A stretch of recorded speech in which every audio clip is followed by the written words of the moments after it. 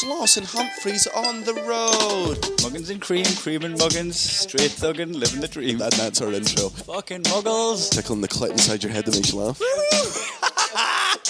They said it can't be done.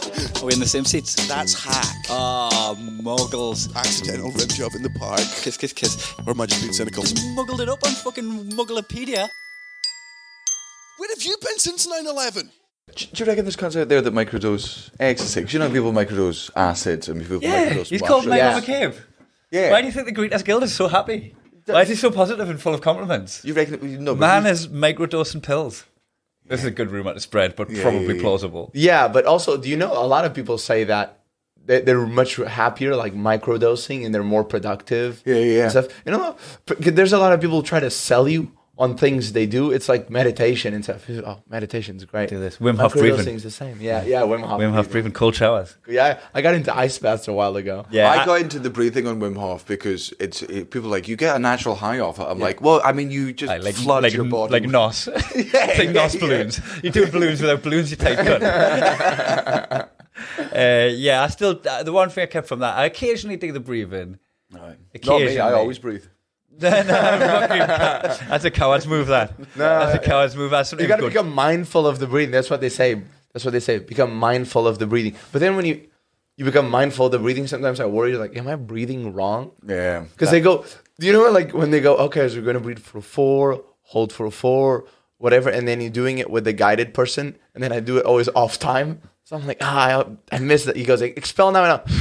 So then it's all stressful because I'm like trying to fit in with the timings of the breathing. Same with meditation. All the time I'm meditating on, I'm thinking, God, I bet I look stupid. God, I'm bad at this. I'm a really bad meditator. You know, this isn't relaxing. The thoughts I have to let go of is like, you've still got fucking laundry to do and you're sat here doing nothing. And I'm like, go away with that thought. And he was like, but I'm right though. I'm sure you've got stuff to do. And you're sat there doing nothing. You're like, okay, these are the thoughts you're meant to witness and let fly. Yeah. Do you reckon your wife comes in when you're doing this and just looks at you sitting down there with your eyes closed, heavy breathing, and just thinks you're a fucking loser? I bet she's there right now, isn't she? Just staring at you, twisting that wedding ring on her finger, desperate to take it off.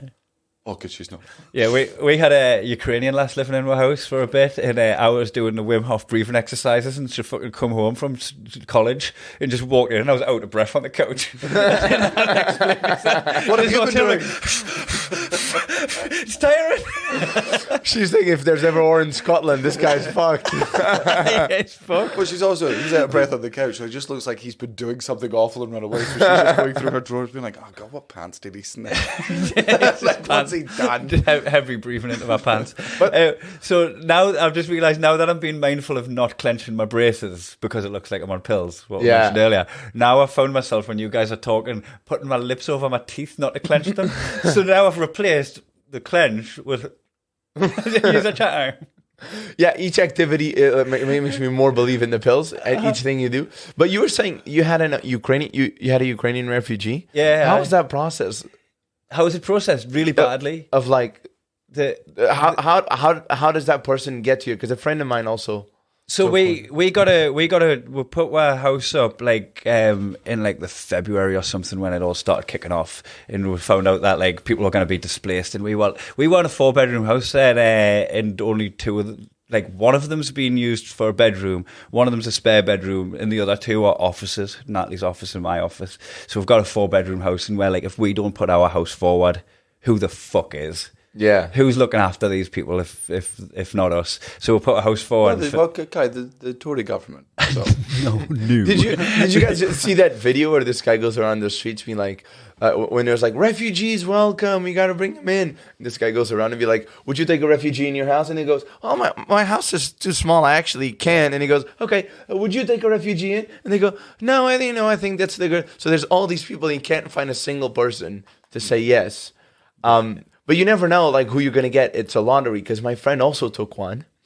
And it's hilarious because, so they see in the news all these little old Ukrainian women with the thing, I've lost everything, whatever. And they go, oh, we must help. So they put their house up, and like the hottest Ukrainian like shows up. Like, I mean, the hottest. There was loads of broken marriages because of this. There's so many broken marriages where the husband ran off with a refugee. And it was so funny. He goes, how's it coming? He goes, listen, let me show you her, because I can't show it on my own Instagram because my wife sees it, and she's like an artist, painter, just cool, cool, hot, and her and my friend's wife had just given birth, so she was just kind of going through that, oh, my body's not back where I want it to be, just a little bit of kind of like low self-esteem. So they're thinking they're taking in this like really disadvantaged person. There's like fucking Ukrainian supermodel shows. Because it's a fucking roll of the dice as well. Like we had, life was set to easy for us. We had somebody that was doing photography course, and then now all of a sudden they're doing that course in Scotland instead of Kiev, right? So they just got on with their life and stepped in, but they didn't have anyone on the front line. So you could have somebody that's coming in and their brother's just died and their dad's still at war and they've got PTSD. Like you don't know. Like we absolutely had it easy in that respect, that we didn't have to deal with her trauma. She was just very much just like a student that was borrowing a house for 6 months. Yeah, I think there is a really. It felt more like facilitating a gap year than taking in. Than taking in a war veteran. Yeah. It's funny because I obviously there's so much like PTSD for people. I was thinking about going to go to Ukraine to do a couple of gigs. So I was talking to this promoter, and I think they've had enough bombing. Yes. God, that was my opening line. I wanted to take the roof off, but it was already gone. Yeah. But that this really weird. Like they have 3 comedy clubs running apparently, and 3 comedy clubs running, and they're running on generators. But you know why a lot of people go to comedy? Because the clubs are in like basement bunkers. Yeah. So it's actually safer for you to go to comedy than to stay home. And I imagine just going and be like, happy to be here, and people are like, I am just here so like my house doesn't get missiled out. There's just dust falling from the ceiling. on the other side of things, I think if there was like a war in this country or in America, the last people you would want to survive is just the people who go to comedy clubs. That's not who we want to repopulate the planet with. I thought that would be a great movie if there's like a great movie idea would be, so like some comedians are doing some night, and then like some audience members stay behind, and they ended up doing like a lock-in, and then the sun comes and the world's been sort of like destroyed. So the only people that have now to like fight these aliens are like 4 comedians in an open spot. And a small audience. and like a very small audience, and 1 bar staff member that just happens. It was one of the audience members is one of the hecklers that just enjoying the show. So they've developed all these dynamics, you know what I mean? Like every time they've got like get a generator working to get electricity back to the city, they're just looking at the sound tech. Yeah. I mean, you're the tech. This is your thing, right? So they're all getting guns out to fight the aliens. The open spots, like, all right, give me a gun, and they're all like, you got to earn it. Start with a wood one. A spud gun. Aye. I just realised spud gun. Does that make any sense? No. Portuguese potato gun. Like yeah. When you just plug it into the potato and. Oh yeah, I think gun. I've seen videos of this. No, Yeah. we didn't have. We don't. You have didn't have spud guns in Portugal. No. Fucking hell! How did you pretend murder each other as children? Well, we did plenty of murdering back in the day, so we always found like my friend who was was telling me this story about this refugee promoter, right? The refugee promoter, this Ukrainian refugees. Hey, they're great people. You'll love them. This one sings, this one dances, this one can juggle. A refugee promoter. As soon as they get off the boat, it's like, I'm putting on a gig, guys. No, so this Ukrainian, like, she had some people that were obviously close to her that died in the war. So I made this joke that was like really about it was against Russia, but because I said the line just be like ironically, I love Russia, because they're listening. She took that I love Russia and like emailed my agent, emailed me, passed it around, and I'm like, and I tried to explain. I was like, she messaged me, and I'm like, you're a comic as well, like the context of the joke is against Russia, but she goes, but you said I love Russia, and I'm like, yeah, but if you listen to and the joke's 20 seconds, if you listen to the joke, you'll know it's not about.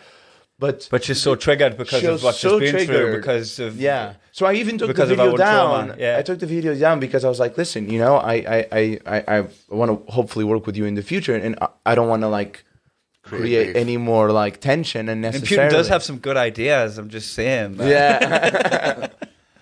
Did you hear about when the Killers were playing fucking Georgia? I think it was, not the state, the country. And like every day they bring somebody on to like do the drums or like play bass or sing along with them. And they brought on a Russian guy. And Georgia was obviously like, hey, no. And the Killers were like, hey, we're all brothers and sisters in this. And like everyone fucking left. I'm like, it's not the time to promote Russian people. Unless it's... my girlfriend is Russian and... Right, what did I just say? Yeah. What did I just fucking say? I'm actually just promoting love, guys. Again, I'm not for that on this podcast. And she wasn't allowed in the UK to come and visit me for the Fringe. Really? Yeah. Well, she's a And Nazi. maybe it's also because she's unemployed and it's like looking for a new place to live. Works for the Kremlin. Yeah. Yeah, how confident are you she's got no ties to the KGB? Like, is the sex aggressive enough where you're like, hold on, that's a bit... This rope is tight. This is a professional knot.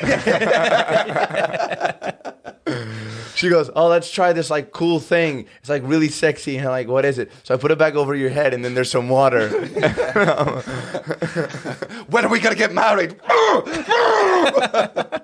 Well, there was like, she hates this, right? But I'm like, I worry that her father might be a mobster. 100%. He's Russian. Yeah, but not only is he Russian, but I was like, one day I asked her, I was like, oh, what does your dad do? And she was like, he works in construction. And I'm like, oh, that's fucking right. This could only get worse if you said waste management. Yeah, waste management. God, I wonder why he likes being taught beside tall drops and cement mixers. He's just got a love of buildings. And then I was like, what does he build? And she goes, don't worry about it. Oh, no. Yeah. Only worse if she went, forget about it. Yeah, I know. But she lives in Europe, and I'm like, oh yeah, me and all my brothers all studied in Europe. You know, there was a period where we had to leave Russia, and I'm like, why? We don't talk about that. Yeah. And I'm like, and then one day before she came to Australia with me, so right before she came, I flew out earlier. She came early. Apparently her father said, oh, why don't you bring this boy you're dating to the house in Valencia so we can meet him? And I'm like, I'll take him out on international waters on my boat. Yeah. You're in too deep here, son. Did you go? No, I was already in Australia, thank God. Yeah. She's like, oh, I just can't make it. So you still haven't met the parents yet? No, and I don't need to, honestly. Her father. Ask some oligarch seal of approval. Yeah, exactly. Like, dude, can you imagine you saying like, you know, your daughter, right? Like, you work in construction. You come from this, like, you know, you build your business through the fall of like the USSR, right? You send your kids to study in Europe, and then your daughter comes and he goes, dating a stand-up comedian. And from Portugal. you want to hope he goes onto Instagram and sees that reel and also takes it out of context. Yeah. Just everyone taking it at face value. He's like, this guy said, I hate Russia. I love Russia. Sorry, I'm not listening to the rest of the joke. Yeah, exactly. How long have you been with her? I've been with her for a year. Oh, I mean, it's getting... Yeah. It's getting but close. he doesn't speak English. So it's interesting. Like, her mother speaks a bit of Spanish. She speaks like the same... quality of Spanish as I speak, but her father does not speak either Spanish or English. So I feel like the whole meal would just be him looking at me like deep in my soul. Yeah, trying to just pick up your vibes. Just pick up your energy because he can't even understand a word. He's just trying to figure out through. And then just at the end of the dinner, all he says is like Wim Hof. You must, like just. I think you'll have to power play him. Just slap him from the fucking get go. I think they respect that. Yeah. Would they? Yeah, maybe. I think give it a go. There's only one way to find out. But like, I think, yeah. From what I take like a Callum Toots and give him a little fucking. I bet he's bald. Absolutely. He's bald. 100% he's bald. He's Alexa, and his name's Alexei. Slap him. You might shine his head. A little bit of physical humor because he doesn't get the language. Hey, grab his cheeks. Grab his cheeks. Give him a good shrug. Get a balloon, rub it off like some fabric and stuff. Be like, look what this does to your hair. It's not working. That's weird. And then at the end of the day, I'm just sort of like in bed with my girlfriend. Be like, first day, how do you think it went? He goes, you slept my father. And I'm like, and we got 3 more days of this. And I'm like, if you're ready, like tomorrow I'm punching his ass. No, I think he wakes up. He's the world's worst mobster. He wakes up. He's like, that guy fucking slapped my head. I'm gonna have to hurt him. I'm gonna kill his girlfriend. Bang. Oh no. oh, my dog. Because he goes, I want you to suffer.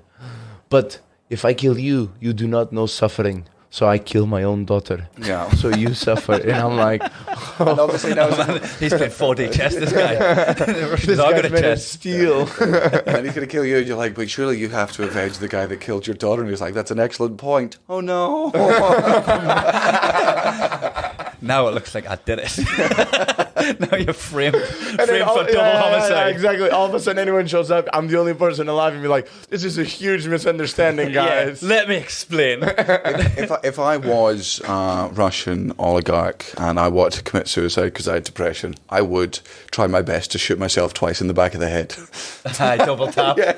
Double Just tap as quickly as I yourself. can do that. People, Putin's like, I swear to fucking God. I swear to fucking God. Yeah. This time it's legit. He had depression. He told me he was going to do it. I know this is what I always do. I know they always fall out of buildings and stuff. But I swear to fucking God, I did not do this one. Yeah, He goes, but he drank he drank the Novichok himself. I fucking, He downed it. I don't know where he got He it. said, but his last words were bottoms up. And they're like, "Oh, this is suspicious because you've never acknowledged depression as a real disease." Honestly, I've come around, You know, and this my guy, best he had friend it. just killed himself. Yeah. I'm really sad this time. Yeah, he had such big depression that like his airplane fell out of the sky. You know, God. he goes, "Take me now." I have such, and I shouldn't say this, I have such respect for Vladimir Putin now, for just straight ball into camera being like such a tragedy. Like, Happens all the time, doesn't it? Motherfucker, come on. At least wink at we all know. Even your trusted supporters are like, we know you did it and we think it's cool. Nobody loses if you just go, like, come on. Is he still just 100%. He's like, these things happen all the time. And you're like, yeah, because you it happened do to them, motherfucker. Leah, Kobe, Yeah. the guy whose name I can't pronounce That from Leicester passenger plane that City. you also definitely shot down all those years ago. Just all they had depression, all of them depressed. Yeah. But have you ever seen that video where he's like with his cabinet and he's like saying something and then he goes, and so what do you think? And like the head of the KGB is there and he goes, well, he kind of like slightly disagrees. So there's this like pause in the room. You could see all the other like cohorts be like, ooh, I can't believe you did that. Like they're like, oh snap. And he goes, and Putin goes, so that's what you think, huh? And he goes, well, I'm open-minded. yeah, I'm not closed on any thought. And he goes, okay. And you could just see the way that he like looked and asked was enough for him to say, I'll shut up now. Otherwise, my whole family. He should have fucking slapped him across the head. Giving him fucking nookie strength. Yeah, fucking You just got a power play. shut up, Putin. Aye. I'm hoping that if I do meet my girlfriend's father, I end up having a story like The Machine. Yeah. You know, I'm like, what's even the point? You know, if you're gonna date a Russian and not that like get a story that makes your career, so you never have to write. So anything. funny if he's just like super camp. Yeah. He's just like really He's like the Russian from Eurovision He's movie. just like really kind and empathetic. He's like Alan Carr but Russian. He just has a little cry because you're both so happy together. And he's like, I'm really just. And he my goes daughter. like, my father has a nickname in Russian, and then they'll tell you like in Russian, and he goes, wow, that sounds scary. What is it? Chatty man. Chatty man. Yeah, Chatty comrade. I have a question for you, which you can feel free to ask me to edit out. But I heard the other night at the So You Think You're Funny party, you walked up to Steve Bennett from Chortle and went, "Who the fuck's this guy?" Oh my God, how do you know this? But I didn't know who this guy was. It's all over Chortle. It's front page. Really?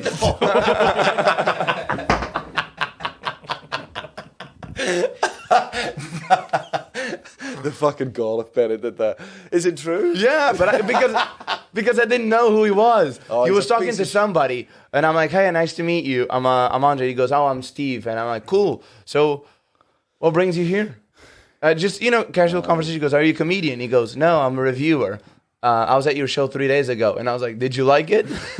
And he goes, you'll have to wait to find out. And I'm like, What I a don't. fucking cunt, man. Like, Jesus. Just... What? First of all, why is he at this week? You think about it? You ask him if you like your show. Don't. Oh, you'll have to wait and find out. Why don't you subscribe to my Patreon? Sneaky. Clickbait me. Fucking get out of here. I gave you a free ticket, you bag of shit. But I really didn't know who he was because I never asked to know when people are in the audience, and then secondly, like when I leave my show, I like shake everybody's hands. But I don't know necessarily who they are. You would have known. You would have known his weak ass, pathetic handshake. You would have just felt a shiver like someone had walked over your grave when you shook his limp little hand. He's like, it doesn't have any bones in it. White hand is this flesh lump, a fucking handful. Oh my god, I've never seen you. I've only met you 5 times, but I've never seen you as passionate about something as I just. Man, like we first of all, we fucking hate reviewers anyway. But Steve Bennett is the wormiest of fucking worms. He's right? the ex-comic reviewer. He tried stand-up, but didn't figure it out. He couldn't figure it out, so acts like he figured it out with a pen. He only has power over his perceived power over like open spots and stuff. The second you become like an actual legitimate comedian, he shrivels up and cowers away for anyone that doesn't like sort of fear him. Like, he was at Just for Laugh fucking years ago, and at a time when I did not have the money to do what I did, I was sat at a table with like 20 fucking comedians, and he was there, and I was so angry that he was there. Because I'm like, this isn't for you, man. You don't get to be here. Like, this is comics sitting around a fucking table. Absolutely, fuck off. I don't say that to him.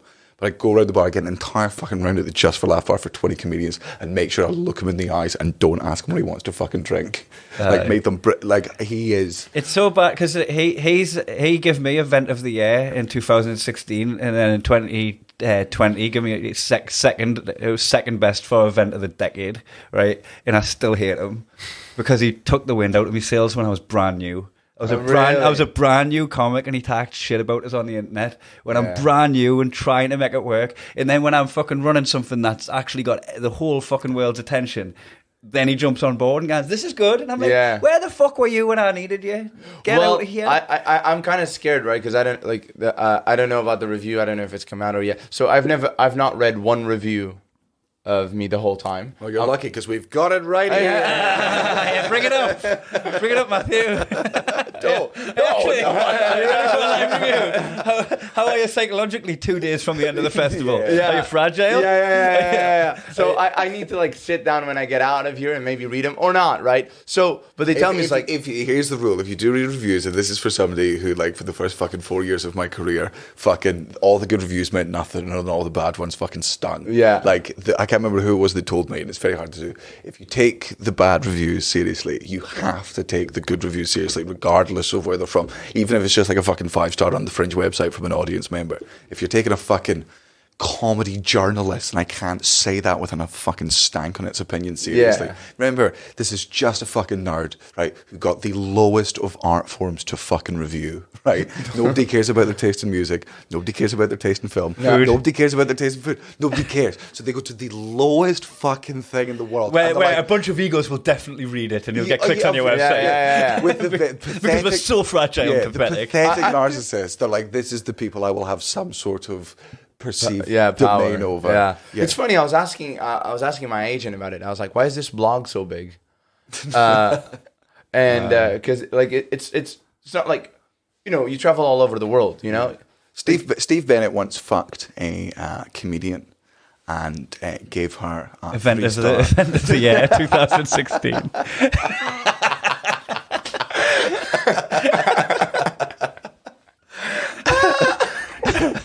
He gave her a 3-star review. Oh my god, that's brutal. Which means by fucking Steve Bennett, you can get 2 extra stars. Oh yeah. I know I'll not mention her name. I'll not mention her name on camera. But stinky poo poo.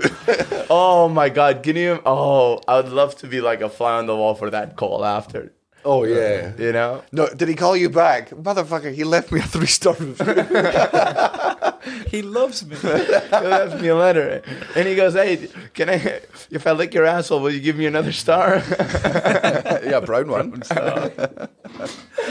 Oh my God. Have you seen Elliot's being the only comedian that's been getting 4-star reviews that read like a 3? Yes. You know how sometimes you get a 3 and you get loads of pull quotes, but the stars on the poster look shit because they're 3. Yeah. Elliot Steele's been getting so many 4-star reviews, but none of them read well. So you use the stars, but none of the words. Oh, really? Jack Whitehall, I think in like his second or third Fringe. Oh, here we go again. The beef of the century. Got a review that said 5-star show, and it was a 4-star review. It got what? 5? It actually said 5. It actually said 5-star But one show. of the quotes was that this is a 5-star show, and he put it on all his posters, being like, "What the fuck is this?" That's man?" really funny. 5-star show, 4 stars. Oh, no. See, I can be nice about Jack. I like Jack. Yeah. There's a comedian got 0 stars, and he put the 5 empty shells of the stars on his poster. Genius. Yeah, so good. Have you ever seen that thing, with that movie with Legends with Tom Hardy? You know, Yes, have you ever seen that? He's got like 2 stars from The Guardian, but they put it like behind his head or something, or Yeah. in Put between. it between and with the stars on Yeah, the side, yeah, so yeah. it looks like it's just running Yeah, across. and I'm like, genius. Man, I think even the guy that gave them his 2-star review wrote an article where he was like, you know what, fucking fair play. Like, yeah. That's legitimately good. I can't complain about that. I love what Vittorio Angelone did this year. I saw a show the other day. It was fucking excellent. On his poster, Brian Logan, who's the fucking Guardian reviewer, who hates any comedy that is not done by a woman. Right? It's just once it's done by if it's not a young woman, it's not 4 stars. Really? Oh yeah. He came to my show and he didn't publish a review. So Yeah. I guess. Oh well, in that case, that's very unlike him, and I've got respect for him for that. I think that's a good thing to do. Like, for my problem with reviewers is, man, you can print your 4 and 5-star ones. If it's anything less than that, just don't fucking print it. What are you doing? It's not selling shows. You're not helping anyone. It's just you being like, wah. Like there's no positive gain from it. You're just filling the paper space. So if he does that, fucking fair play to him. I'll not kick his head in as hard the next time I fucking see him. He's a piece of shit. Vittorio's review, I don't know how many stars it was, but just the one thing Vittorio's put on I've his poster, seen this, yeah. it just says gay Brian Logan. Really? That's the only full quote. So yeah. So I think Vittorio clearly did a joke about gay people or something like that, and he references that material, but he said Yeah. gay. No, I asked him about it the other day, and I was like, "How did you get this?" And he goes, "Oh, there's just one moment," and he mentions in the review that I say theater plays are gay. Yeah. And I was like, and it's just used that. Just took the word gay. That's so good. Very, very funny. Yeah. Man, he did that. We played comedians versus critics football like fucking 7 or 8 years ago. And as you can imagine, they're not very good at football. No. And as you can imagine, the comedians are not very good at football. And it was, to be fair, it was a lot of the sort of sounder reviewers, because like a lot of the reviewers didn't have the courage to play, because obviously it would just be comedians going through. Tommy Holgate was a reviewer then. He was class. He was Bruce actually a good Bruce footballer as Desau well. played a bit, and Bruce is another one where he doesn't print bad reviews a lot of the time. He's a nice bloke, isn't he? Aye. Kai scored a hat trick, and Fest magazine, who had like previously They given gave us him a 2-star on they my gave him first ever show. They gave him a 2-star review, but then they also talked about the comedians versus critic games, and one of the quotes was Kai Humphries put the critics to the sword. It was comedian star player Kai Humphries put the critics to the sword. but just in a football analysis, the guy was like, pull quote on the poster.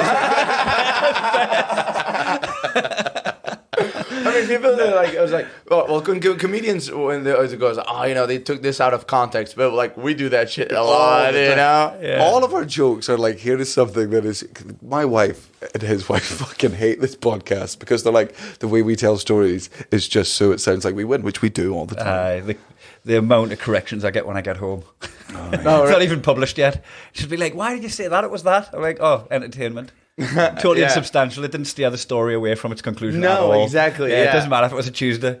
Is this your first full run at the Fringe? Yeah, this is my first full run. Have you been drinking? Only just started. Only just started? So first 2 weeks, I was just kind of gym, very healthy. How old are you? 28.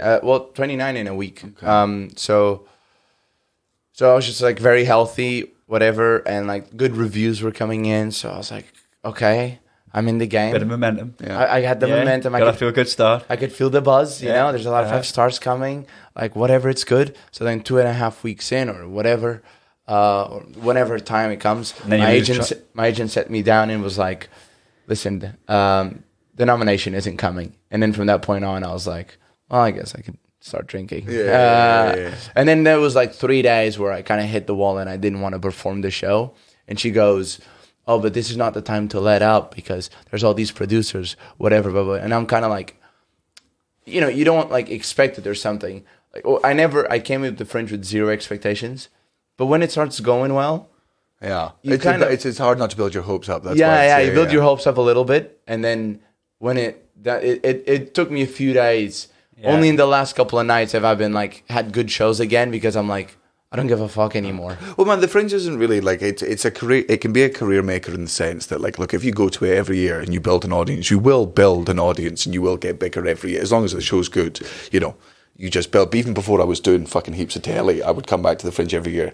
But you've got to fucking commit to it, and that's what you can get out of it. I don't think like a career has been made. Nah, because you know what, like opportunity comes. Like the time when Australia with Mary Tobin, like she come to my last show, the Fringe. Like so, you think the Fringe is done, and then someone comes to see you, and then you've got like 3 months of next year's diaries full or whatever. Yeah. But anybody who's like in that industry that are looking for someone to write a sitcom or whatever, like I don't want any. Like every time I've had interactions with those people, they go like, I've had an idea. You come up with an idea.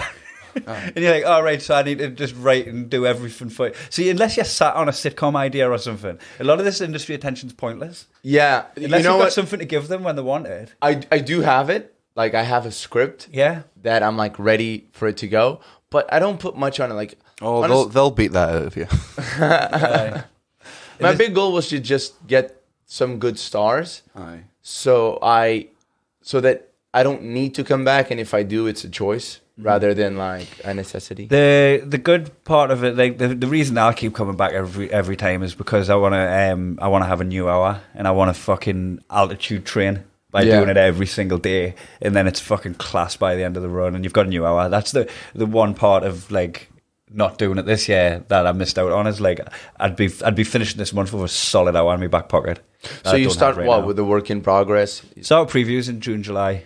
Yeah. There's a real, and it's a stupid fucking snobbery, but you've got it, and it's a very Scottish attitude, which is anybody who starts now. Any comedian who starts preparing their Fringe show before June.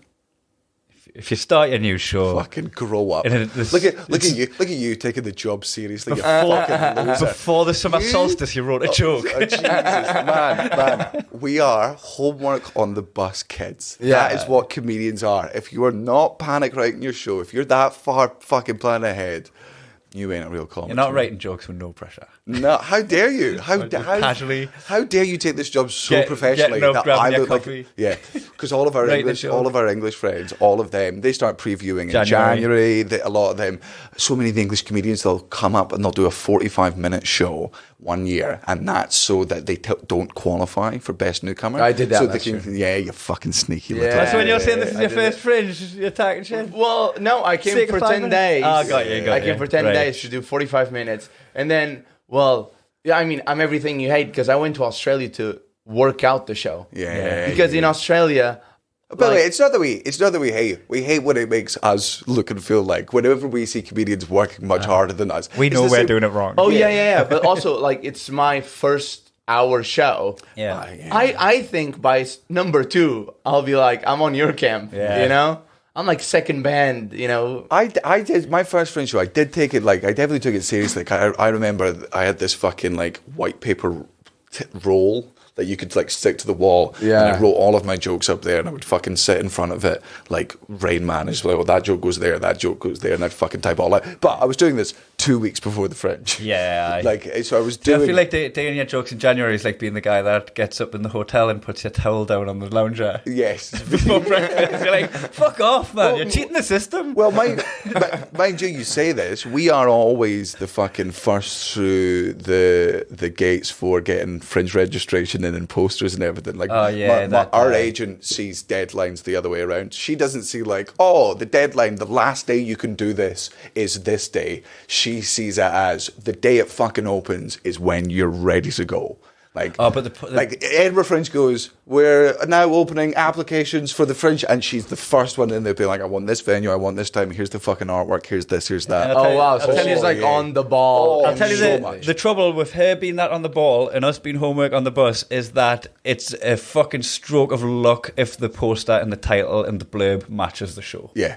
Oh, Yeah, because she's like, in January, she's like, what's the show called and what's it about? And you're like, motherfucker, I have 10 minutes. What are you talking about? Like, at the moment, it's all about masturbating. So that, I guess, and then you'd fucking do a poll. So I don't. and then you'd go like, currently it's called the masturbator. That might change, but if you have to submit now, that's what we're going with. Yeah, and then something happens in like fucking May. Something happens to you. You do the fucking bull run or whatever. The Bull Run show, that could have been such a good, like, I could have sold that show and I could have had a title and everything, right? Yeah. So in whatever, February, Marlene asks us for a photo, so I do a photo shoot, right? In the middle of all these just usual photos, I just strip off pants from my ankles, grab a disco ball out the corner and dry hump it, right? So I'm humping a disco ball, and just so that when she's flicking through the poster, she's like, and then moves on. It was only ever meant to be an Easter egg. She fucking loved this this photo, right? Yeah. And she was like, what should we call it? And I was like, this was the show that I was going to make about being on the council estate, which ended up being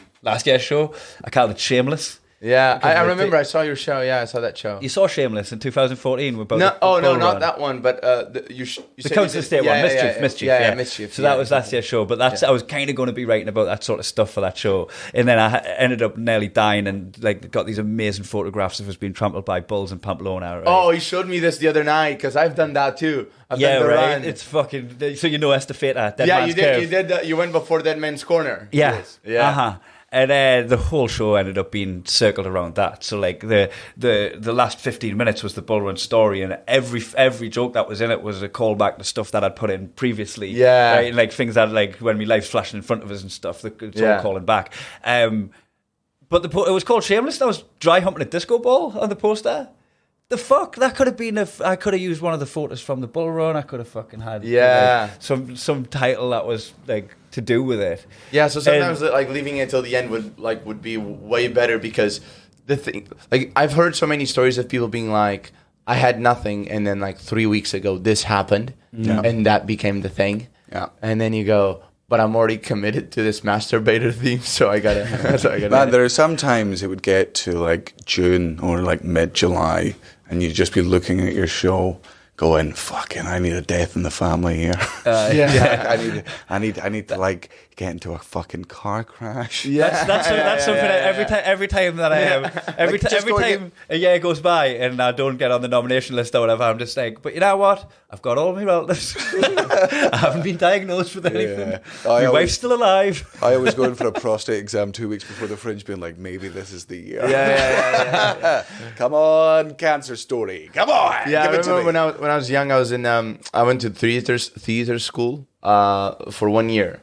It was supposed to be 3 years. It was all of high school, but I hated it so much. I didn't belong, because these people take acting so seriously that I'm like, come on, man, you don't need to take it that seriously. And he goes, if you don't take it this seriously, it's never going to happen for you. It's never going to happen for you, whatever. And I was just like cracking jokes the whole time.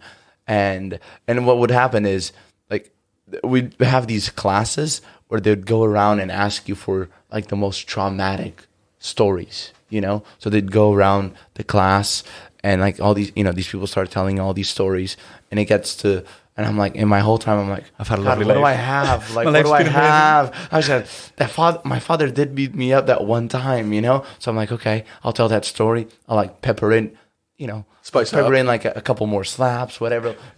And like two people before me, there's girls like, I got raped, molested. I'm like, oh, no one's gonna care about my father slapping me now. You know? Even though I'm like, you're the headliner. How can I follow this?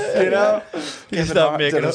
Kevin Hart dropped in. And then like the everyone's like sobbing. Everyone's sobbing. The teacher's like, that's so brave. Thank you for telling us that this will be very good in preparation for Hamlet.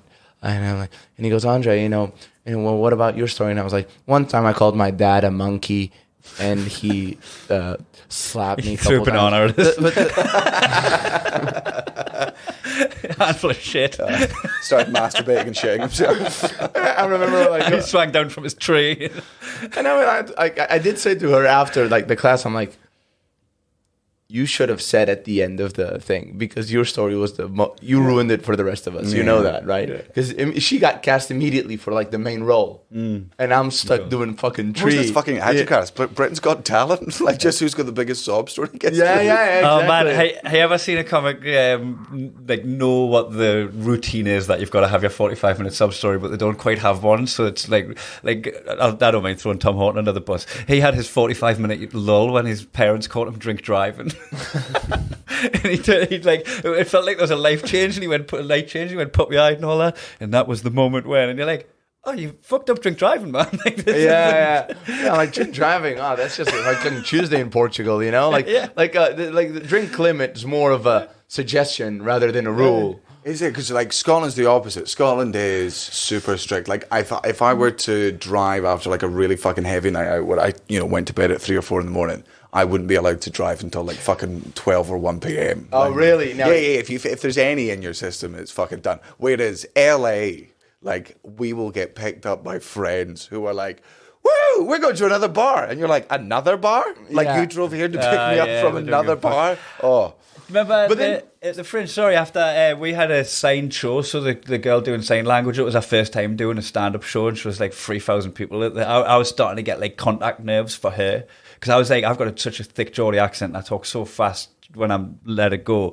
So I was like trying to like pace it so that she could keep up. And at the end, I just poured myself the stiffest whiskey, like a quadruple whiskey, and I just went back and just fucking sank out watching him at the back of the room. And Natalie just looked over and went, "You're driving." I was like, oh fuck. And I had to stay in Edinburgh for about 7 hours so I could drive home.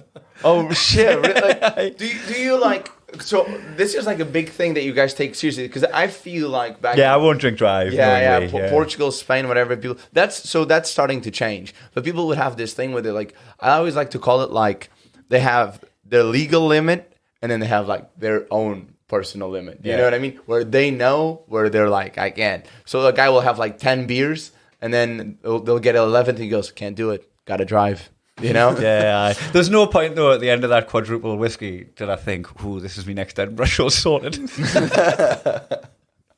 Right, this will be my 45. Yeah, lull buster. Let's have a little break now and come back in after a drink. I mean, thank you for going to get water, but water's not what I wanted. What did you say? I didn't say. Use the mic, shall I? I didn't say. I didn't request anything. But like, I know there's people out there that think water is the ultimate hangover cure, and I'm like, yeah. And in the same way that if you're starving, bread's nice, but like, it's not like a. So we're bringing. Is he complaining that I'm bringing him water? No.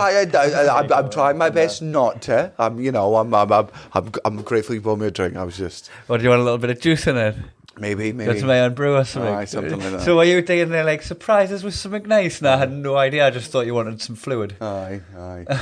You should know us better. Yeah, well, you've got to be really specific with me. Well, this is why we're not married, and I'm glad. You don't show any initiative. What would Cara have brought you? Fuck all. Shouldn't have come back. Should have gone in there, got distracted by a fucking cat.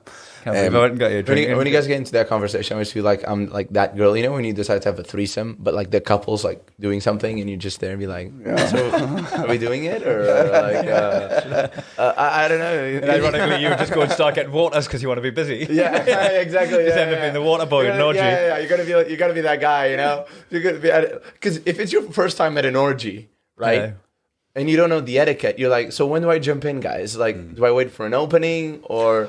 My first time in an orgy, I was just like, I was like a fucking wrestler from the 90s in a tag team match. Just throw myself in, being like, come on. Tag me in. And then just off the top ropes. Just flew in off the top of the... I made it one where I was trying to give my mate a bit of space because he couldn't get a hard on, so I just went and made a playlist on Spotify. I had one once that was like, it was not... So it was me hooked up. I hooked up with a girl, and me, my flatmate, and my friend went out to a night in London. It was my friend's last night. So I'm hooking up with a girl that's Turkish, and then he's hooking up with a girl that's English. Then she keeps drinking. At one point, she just throws up on him. Right, so like he's out of the game. Luckily, he had his bag, so he switched up. So right before I'm getting into the taxi with this girl to go back to her place, my friend goes, "Hey, it's my last night. Think I could jump in?" And I sort of looked at the girl, and she goes, "Well, the more the merrier." And as soon as she said that, my You started calling more and more people in. Hey, you girl. my flatmate literally went, "Room for one more?" And she goes, "All right." So the next thing you know, we're all in this cab, right? I thought I was about to go hook up with this girl. Like then all my friends are there, and we're like, I don't know how this just happened. I'd say those are bad friends. I'd be raging. If I'm about to take a girl home for some one-on-one sex and you're like, can I jump in? I'm like, motherfucker, no, right? Just because you dropped your hamburger doesn't mean you get my fucking Happy Meal. Like it's such a like the girl asks to come back and you get the heads up and you go yes, and then was it a girl the first one like on the taxi? Room for one more. Yeah, no. So it was me. So it was going to be you and two girls. It's me and the one girl because my friend had lost his girl who had thrown up and she was like wobbling in the corner. So a group of 3 girls came out. Yeah. And so there was 3 of us. Yeah. And then 2 of them stayed behind. And then I'm getting in the taxi, like opening the door, and my friend goes, "Man, it's my last night here." You know, and you know, and you go like, "Oh, he's one of my close friends." Like so I asked, and she like immediately was like, "Yeah, the more the merrier." And then when my flatmate was like, "Well, in that case, can I do a spot?" Can take 5? I'll not do any new stuff.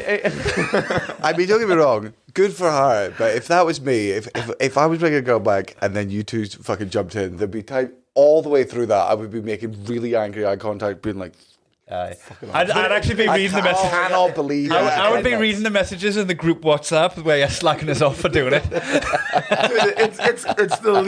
It's the least like glamorous orgy as well, because the whole time we're in the cab, I was like, I hope the cab driver doesn't ask how we know each other. Has to join in at this rate.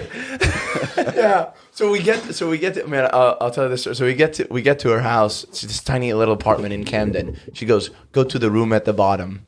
And then there's 4 other guys in there. There's three dudes. She bring us three cans of Stella. You know, puts the football on. Takes you down to the man cave. She's got a wee crash for her shacks. Puts on the neon bar light.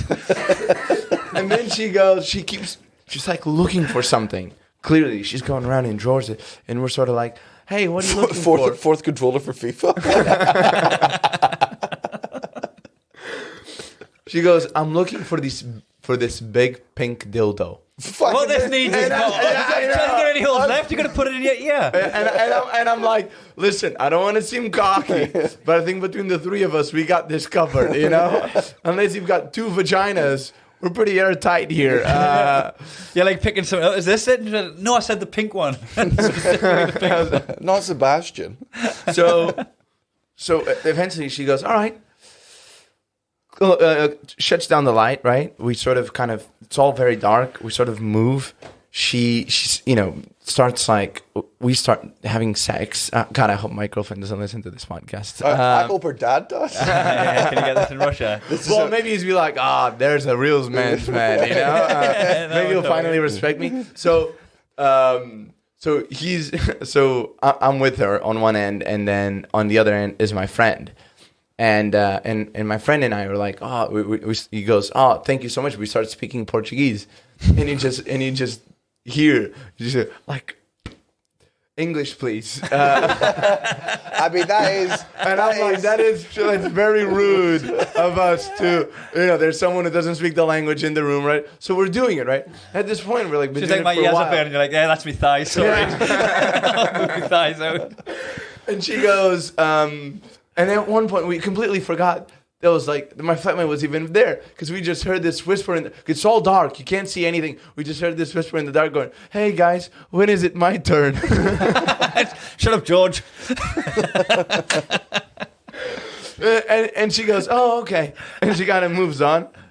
And then I said, "All right, guys, like, I'm ready to come." And he goes, No, don't come, because if you come, we won't come, because she likes you. and if you do it, you'll ruin for the rest of us. And I'm like, I've taken you as far as I can. At this point, it's every man for himself. You're on your own, guys. I thought you were going to be like, if you come, I'll come. It's like sneezing, yawning. Yawning. You don't sneeze when somebody else sneezes.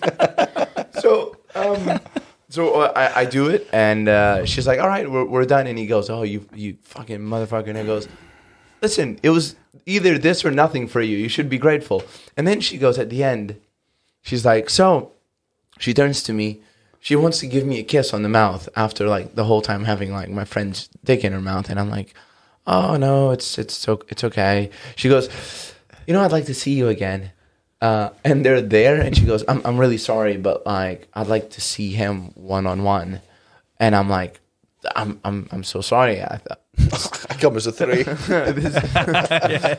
This is a one-time thing for me. I'm like Ben Affleck and Matt Damon, baby. And she goes, what, really? God, because I fucked your friends because I thought you'd like me more. Yeah, don't get me wrong. I think you're a team player. Yeah, you know? Cool. I think you're definitely the coolest chick I've met this year. Yeah, for sure. I like you more, but I'm falling less in love with you. Yeah. You know, the key to the man's heart is their stomach. It's not blowing all their friends. So at this point, she keeps going into this other room next door. And this room we were in, by the way. Still looking for the pink dildo. She's like, oh yeah, you're not going to see me again? Well, luckily I got my friend. And so the room we're in is like a mess. There's no bed. It's like a mattress on the floor, clothes everywhere. And we're just kind of standing there. And she keeps going into this other room. And I sneak into I look at the room and like, it's the most tidy room you've ever seen. All pink. Perfect. It's got a little heart balloon at the end of the bed, and I'm like, oh, that's a really nice room. Whose room is that? She goes, it's my room. And I'm like, so whose room are we in now? And she goes, you remember my friend who threw up on your friend? Oh, no. And she goes, yeah, this is her room. And she goes, your friend's like wobbling the streets of Camden and you're getting like 3 dudes into her room. And I'm like... I think that's good planning on her. I'm not fucking all 3 of you on my bed. The cunt that's just vomited all over herself is probably going to be fine with the... She'll blame herself. I've seen you guys try to piss in my toilet. There's not a chance. She's on a night out covered in chunda, so she'll be fine. And I understood that after, because I was like, oh, if that's your room, huh? And it goes, so what's the story with that balloon, that heart balloon? And she goes, my boyfriend gave it to me. Oh, no. And I'm like, your boyfriend? Is your boyfriend one of these dudes? Is he here? It's like, how did you meet him? On a group night out? So then she goes, you have a boyfriend? And I swear to God, I've never felt so bad in my life. Yeah. Because I'm like, I was really tempted to find out who this guy was. And just head him up. Tell him. To be like, one thing is to be cheated on. Yeah. Like one of them stories about leaving the note on the underside of the toilet seat. Because he's the one she's going to use that toilet every day, but he'll use it and take the toilet seat up and read the note from you. Well, there's a question for you. Do you think you have the question to both of you? Do you think you've got a moral obligation? If you find out you fucked someone who's got a partner, do you have an obligation to tell the other person? No, especially when it's 3 people. You know, it's like it's too far down the moral. Unless all 3 of you find out where he lives, you knock on his door. Sit down with him, tell him, apologise, have a beer, you leave it 5 minutes, and then the second guy knocks on the door, tells him, comes in for a beer. He's like, guys, a rough day. 5 minutes later, knock. I'd let someone raise my child before I got involved in that.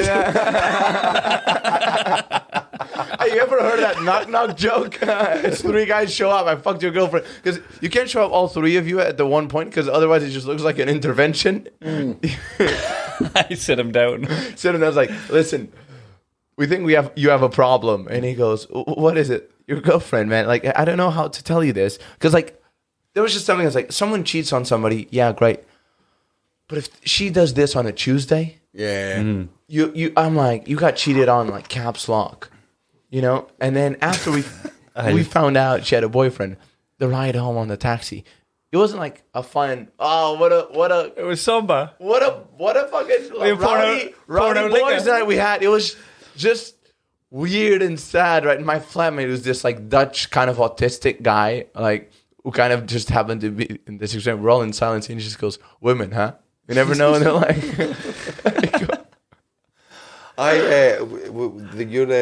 tell him your fucking threesome story. Which one? The high five slap. We've told this on the podcast again, I'm sure. It's the best. This is why I've only ever had the correct threesomes. I've only ever done it with 2. Really? You've only done God's threesomes? Yeah. I've only done the devil's. Yeah. Same here. I'm Catholic, so my grandma would always say to me like, "The devil's hard at work." It's like, I know. I'm out there every night doing it. He's on my shoulder. I'm hustling. Because you know when you were like, I'm about to come, right? I've always been like quite conscientious of that. There's one time where I was going to come and I was like, well, it ends for me, mate, if I end anyway. Yeah. Boy. Preach to the choir. It's gone, man. So I like my friend who was staying at my house at the time was asleep in the other room and he had work in the morning and I bust in at like fucking 4:30, cooked off my nut with a heart on, just fucking hammered on the door. I was just like, you got any condoms? And he just looked up at me dick and went, get that out my fucking face now. And ended up going down to the car in the fucking car park of the flats with nothing on, rummaging through the glove box, get a condom. But on this occasion, right, it was in Zante. I'm already in bed, right? And my mate knocks on my door and goes, I've got a last back of mine. I was like, good on you, dude. Like, sweet. He's like, do you want to come? She said you can come. I was like, all right, I'll come. And I fucking wrap me, like, you know. When but wait, she said, had she met you before? No, she'd been on the resort. We'd seen her kicking around, and we'd hung out with her on the night out and stuff. Like, so she was like giggling, going, I normally don't do stuff like this. It's like, you cliche. I know. You cliche, you. They always say that. I don't know how to do stuff like this. And I'm like, dude, for me to be here, you've done stuff like this before. So it started off where it was like they invited us to watch, and I was like sat watching at the fucking foot of the bed, and then it ended up where we were jacking off to see who could come the first on our boobs, right? And I'd just been woke up, I'm fucked, I'm like, I'm spinning, I'm not really getting anywhere. And I wasn't getting anywhere in a hurry, and he finished and he won, right? And then he held up a high five because he won, and I high fived him, and motherfucker had scooped the spunk off her tits and hung the high five, and I just plastered the room with a high five. It was all over her, all over me, all over the walls. It was fucking everywhere, right? And I fucking stormed out in a huff. Like, not even, I didn't see the humour in it. I can laugh about it with you guys now. It's very, very funny. It's been 15 years. I fucking had a sit-down shower. Oh my God. I had a sit-down shower, right? And I lay back down on me. This was the most tragic bit. I lay back down on my bed and I'd left me blanket in the other room. I just fetaled up. How long did it take you to forgive Ricketts? It was the well, didn't say his name. Elliot Steele. Nah, leave Ricketts there. That's fine. He's fine with that. So it was when I got up and walked along the poolside, and everybody on the resort knew about it and done away. Hey, she's there. Hey, daft cunt. I think you were covered in it as well. No, it's not me. I had a friend of mine who got like he became single, and then he really got on like the orgy circuit. But you know, these aren't like spontaneous orgies. You know, like you go like on Gumtree and stuff like that. There's like that those sections where it's like other stuff, and he goes couple looking for somebody to just watch or whatever. So on a Tuesday, right, he goes, oh, I'm just gonna, I called him and I was like, hey, what are you up to do? I want to go watch this couple fuck in a couple of hours. And he goes, how'd that come about? And he goes, well, I saw this ad and I was like, well, I've got nothing to do. And then I texted them. They said, I was like, I'm just going on my way to the supermarket because it's rude to show up empty-handed, right? So I'm like, what do you bring to an orgy? Just a side of salmon. Yeah. And then he goes, and then I get there and I'm not the only guy watching. So there's just me and 3 dudes in chairs. And you're like, sorry, so you're in D4, I'm in D4. So they open the door and the couple's like, all right, great to have you guys here. Grab a seat. There's a little sort of charcuterie and cheeses board over there if you want it. And then they go, all right, we're going to go start fucking now. They start fucking, and then there's 3 dudes, right? Imagine like us, like sitting on a bench like this, right? And then my friend was sitting in the middle, and he's watching, and the other guys decide to start jerking off. But he's like, this isn't doing anything for me. So he's just there watching this couple while 2 guys next to him jerk off. And he goes, maybe I should have brought something different to the party. Should probably book. Hello, darkness, my old friend. He goes, that was a low moment for me. And like when I got in my car after, I was like, that's 3 hours of my life I'm never getting back. 3 hours? Holy fuck, don't tell Natalie. Don't tell Natalie with this guy. They do it like a podcast, they take a pause. I'd be getting people to watch if I was going for 3 hours. It's like, yeah, fucking, you've got to see this. It's a fucking marathon. Like ticketed event. Dude, 3 fucking hours. Even the woman at that point, surely, like, come on, lads. This is... Dude, no, but they do a break, so- like the podcast. Imagine like they do it like 1 hour, and then it goes, all right, this was the public, now it's for Patreon only. Wait till you see what she does on Patreon. Well, it's like OnlyFans. Have you seen like OnlyFans now? They do not just porn; they've got like into comedy stuff. Oh, They got in touch with me during lockdown asking if I'd do content for them for like stand-up sketches and stuff. I was like, nah, I'm alright. I just put them on my old socials. Like, yeah, that's so weird. Like, because now they they wanted have to all of rebrand. these. They want to rebrand big time. I think so. They're like moving into all of these like roasts, and they've like started producing comedy specials. So it's like it's really weird where you have like a website that's just like either amateur porn. Or then like the roast of Bert Kreischer, that's such a weird thing to like. You look at the page and be like, "Would you like to subscribe to this?" And then be like, and then like the machine, I don't know. Like they're really good at sort of like that. They did that competition, where you win $100,000 if you're like for comedians or something like that. right. Oh, So now they're producing like. Okay, so let me ask you: if they offered you a shit ton of money, would you put your special out on OnlyFans? Like, what would be the amount of money? For me? Well, It would be less for me than it would be for you. That's for sure. But there'd be a price.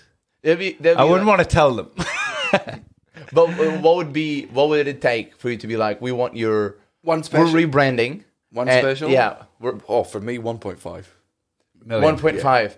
And if it was like, okay, yeah. Because you're bringing in new audiences to OnlyFans. Then, so But your audience, what is your audience mostly men?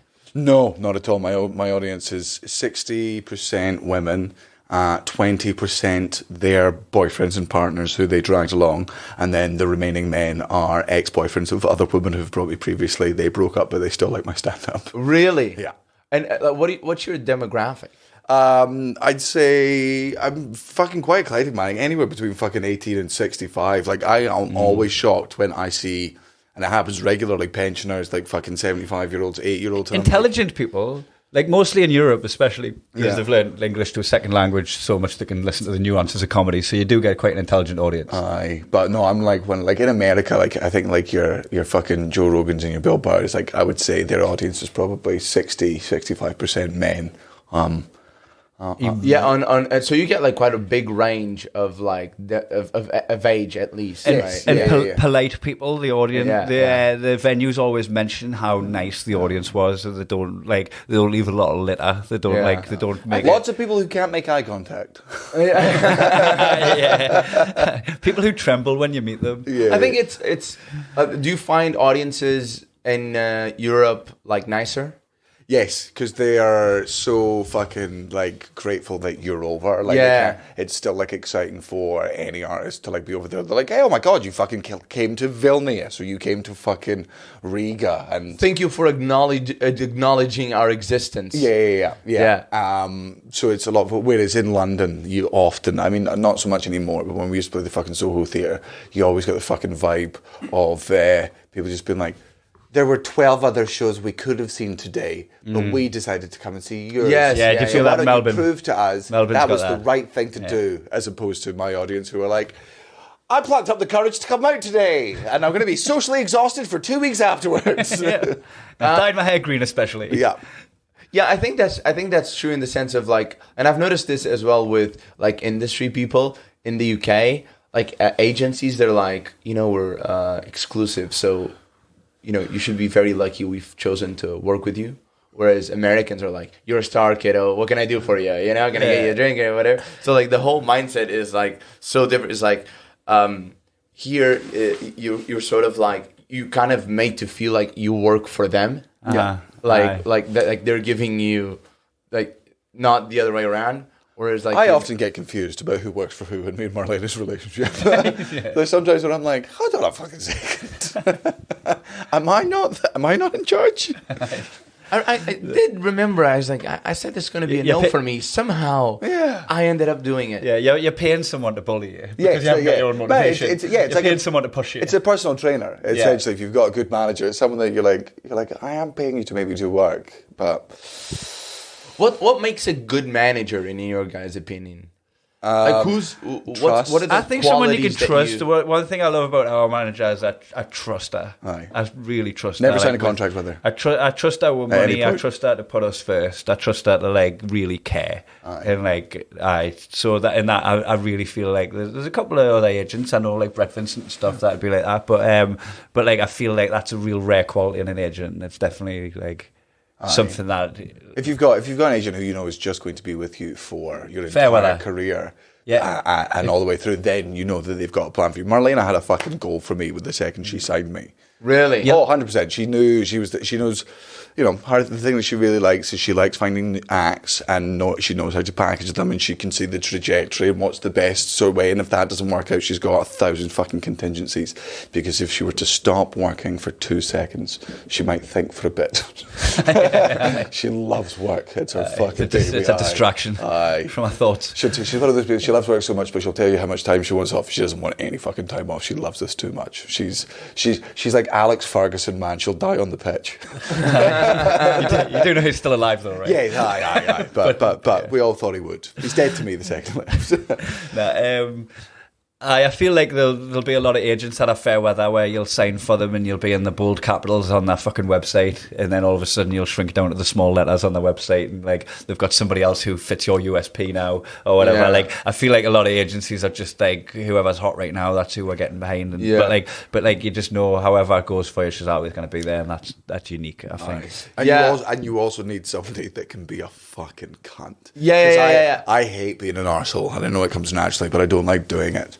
And having an agent who's just like a pit bull. Man, people always say Marlena's a Rottweiler, and I'm like, yeah, but I'm the one holding the fucking leash, so it doesn't bother me. Yeah, exactly. You want that. So sometimes like we find out we've been massive divas. We'll get to a place and find out that we've been like real diva-ish about stuff, and go, oh no, that wasn't us. Weird, huh? I mean, we really appreciate that we've got all of this stuff backstage. Yeah. Fucking class. But no, we would have been happy with the sandwich. What's the best? Where's the best treatment you've had? Where's it been like, wow? Really cool. Well, a lot of the European ones we always get looked after. I'd need to think about that. I feel like if I pointed out something, I'd feel in an hour's time, I'd feel like I overlooked something else. Tom Bertels at Belgium always. Barang. Well, fucking the fucking what's the name of your fucking Enrique? Yeah. What's the company called? A Comic Soul? Comic Soul. So Tom Bertels and Barang, they're all the same umbrella. Yeah. They're good. They always look after us. Australia's always fucking good to me, man. Century Entertainment are really fucking good at what they do, and so were the Tobins when we went over with them. The Tobins are really good. They like really planned like wine tours and stuff like that. Like, that's a big thing in Australia. Everyone's like, "You want to go on a wine tour?" Oh man, especially when I was in Adelaide. Well, surely that must just be like that's what you do anyway in Portugal. So I was a bit like cynical going on the wine tours because I'm like, you got Adelaide wine, great. You know, we got like Portuguese wine, like it's known. I don't know. It fucks your mouth as it goes down, and it's smooth as silk. You know, that's what we create here in Portugal. Yeah, exactly. I'm not a wine guy, but I was snobby about it. You know, and I didn't like. I was like, Scottish people get that way about tap water. Yeah. You guys have. We've got like the second or third cleanest tap water. Yeah. And we do not stop going on about it. Nothing better than crossing the border and dirty. I loved giving him a glass of tap water in London when I lived in London and he was visiting. I'm like, there you go, enjoy that. It's got skin on it. He's peeling the skin off the top of the water. You like tap water now, do you? Oh, I forgot. He's changed his tune, isn't he? I forgot it. I forgot it was a Scottish thing. It's like when you find out like a footballer's got Scottish heritage, and you're like, he's ours. It's grand on that side. Do you have that as well? Like, do you have? I call this like small country complex where like we have it so much. Portugal. You stake a claim on people that aren't Portuguese because they're grandparents or something. No, like they're like every time like any Portuguese does anything abroad. Yeah. Like the embassy supports my show because they're like, you're the only one doing it. So they like people really rally behind you. Great. Because they're like, we're a small country. So seeing one of us succeed in whatever, you know? So they'll even support like women's sport. Like, we got a women champ, Yeah. you know? Yeah. They're like, yeah. Scotland's the same. They'll even support women. Yeah. That's how far Portugal's come. They will even. Mark Nelson doesn't have a team in the Premier League. He doesn't support a specific team, but he supports the Scottish players in the Premier League. Like he's always watching out for John McGinn and Scott McTominay. We're going to have to wrap this up. Yep. Sorry, I've got half an hour to get into town. Right, let's do it. Thanks for joining, Andre. Where can people catch you? This goes out after the Fringe, so other than the Fringe Festival. Oh, yeah, I know. It's funny because I was talking to Ari Mati, and who's, a friend of yours, friend of the podcast. He goes, oh, you go on the podcast. Really good. Whenever you do, you'll sell tickets. And I'm like, great. The Fringe finishes tomorrow, and this podcast will come out in I don't know how many weeks. But the tickets, I'm going to move. But they are everywhere. So if you've got stuff coming up in any country. I do. Actually, I'm going to Spain with... we love Spain. We love Spain. With Amos, Gil, and George Zach, the kings of Europe. We're going to Ibiza, Sevilla, and Barcelona. And you could follow me on the socials at Andre Comedy. And thanks so much for having me, boys. Just being on. Yeah, catch Andre and be back. It's finished.